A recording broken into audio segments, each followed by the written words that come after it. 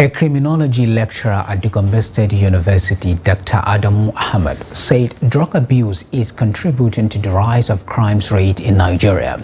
The university lecturer said that illicit substance influence decisions of criminals, especially bandits, to perpetrate their inhuman acts. Ibrahim Ismail reports. According to a 2018 data released by the National Bureau of Statistics (NBS), Nigeria recorded a total of 134,663 offenses in 2017. Dr. Adamu Ahmad said drug abuse is one of the factors for the rise in petty crime and other criminal tendencies rate in the country. This is even as the National Drug Law Enforcement Agency (NDLEA) said more than 14 million Nigerians are taking illicit substances.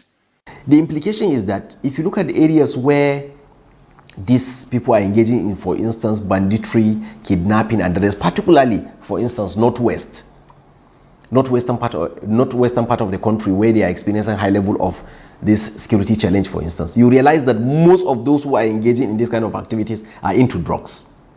But the consequence is that most of the rural areas in that area, you realize that youth that are engaging in this kind of banditry activities, for instance, they are doing well as against others. So it means those who don't have access will see their contemporaries flourishing, doing something and getting money, and nothing is happening to them, and you also wanted to live a life that way. Advising governments on the way forward to reduce crime rate in the country, the university then called on security operatives to strengthen the war against drug abuse by securing the borders. We have to reformulate our policies, rejig our laws, and also try as much as possible to put into consideration, for instance, causes of the criminality.